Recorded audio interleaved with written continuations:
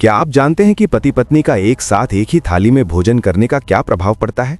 भोजन के दौरान की गई छोटी सी लापरवाही कैसे घर की सुख समृद्धि को हर लेती है। आज हम भगवान शिव द्वारा गरुड़ देव को सुनाई गई एक ऐसी ही प्राचीन कथा के माध्यम से इन रहस्यों को जानेंगे। बहुत समय पहले की बात है, कैलाश पर्वत पर महादेव विराजमान थे। तभी वहां गरुड़ देव उपस्थित हुए और प्रणाम करके बोले, प्रभु, मृत्युलोक में मैंने देखा है कि कई घरों में स्त्रियां मर्यादाओं का पालन नहीं करती।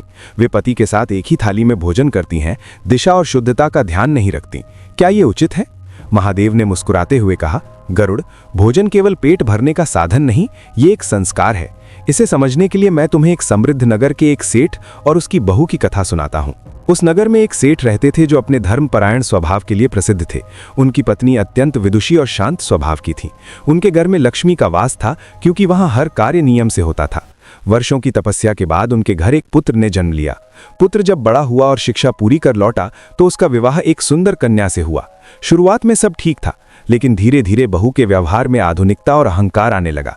वो घर के पुराने नियमों को पिछड़ापन समझने लगी। वो बिना स्नान किए रसोई में चली जाती, किसी भी दिशा में बैठकर भोजन करती, और सबसे बड़ी भूल, वो अपने पति के साथ एक ही थाली में भोजन करने की जिद करती। सास ने बहुत समझाया कि बेटी, पति की थाली में साथ भोजन करने से मर्यादा भंग होती है और अन्न देवता रुष्ट होते हैं, पर बहू ने इसे अनसुना कर दिया। जैसे जैसे बहू की मनमानी बढ़ी, घर की सकारात्मक ऊर्जा घटने लगी। सेठ का व्यापार डूबने लगा, घर में क्लेश रहने लगा, और जिस घर में कभी शांति थी वहां अब केवल तर्क वितर्क होते थे। अंत में एक दिन बहस इतनी बढ़ गई कि बेटे ने आवेश में आकर बहू को घर से बाहर जाने को कह दिया। बहू रोती हुई रात के अंधेरे में जंगल की ओर निकल गई। चलते चलते वो एक प्राचीन मंदिर के पास पहुंची, जहां एक अत्यंत वृद्ध और तेजस्वी महिला बैठी थी। उनके सामने स्वर्ण की थाली थी, लेकिन उसमें रखा अन्न धूल और राख में बदल रहा था। बहू ने डरते हुए पूछा, माता, आप कौन है और ये अन्न राख क्यों बन रहा है? वो वृद्धा, जो साक्षात अन्नपूर्णा का प्रतिरूप थी, बोली, पुत्री, मैं वो ऊर्जा हूं जो श्रद्धा से तृप्त होती हूं। तुमने अपने घर में अन्न को केवल वस्तु समझा। जब तुम पति के साथ एक ही थाली में भोजन करती हो तो तुम्हारे मन के विकार और पति के संघर्ष की ऊर्जा आपस में टकराती है, जिससे घर की बरकत नष्ट हो जाती है। तुमने अन्न को अपनी जिह्वा का स्वाद माना, मर्यादा का प्रतीक नहीं। देखो, जब मर्यादा टूटती है तो अमृत भी राख बन जाता है।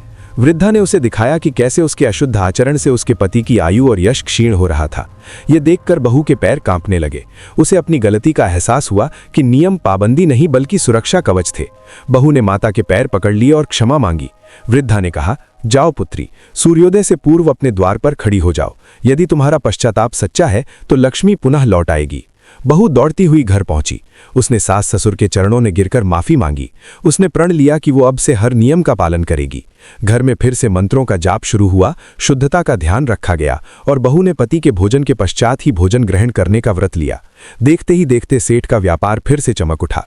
कथा के अंत में जब गरुड़ देव ने विनम्रता से भगवान शिव के चरणों में प्रणाम किया, तब महादेव ने अत्यंत गंभीर और करुणामय स्वर में कहा कि हे गरुड़, मनुष्य का जीवन केवल उसके बड़े कर्मों से नहीं बल्कि उसकी रोजमर्रा की छोटी छोटी आदतों से भी निर्मित होता है। विशेष रूप से वो भोजन जो वो ग्रहण करता है और जिस भाव से उसे बनाता और खाता है। उन्होंने कहा कि भोजन से पहले शरीर की शुद्धि अत्यंत आवश्यक है। इसलिए हाथ, पैर और मुख को धोना केवल बाहरी स्वच्छता नहीं बल्कि प्राणों की शुद्धि का माध्यम है, क्योंकि अशुद्ध अवस्था में किया गया भोजन नकारात्मक ऊर्जा को भीतर प्रवेश देता है।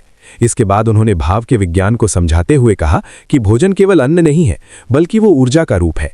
इसलिए जो व्यक्ति क्रोध, ईर्ष्या या चिंता के साथ भोजन बनाता है, वही ऊर्जा उस भोजन के माध्यम से पूरे परिवार में प्रवेश कर जाती है, जबकि प्रेम, शांति और भक्ति से बनाया गया भोजन अमृत के समान होता है।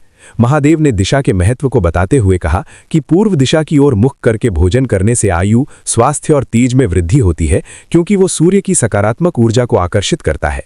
जबकि उत्तर दिशा की ओर मुख करके भोजन करने से धन, ज्ञान और मानसिक स्थिरता प्राप्त होती है।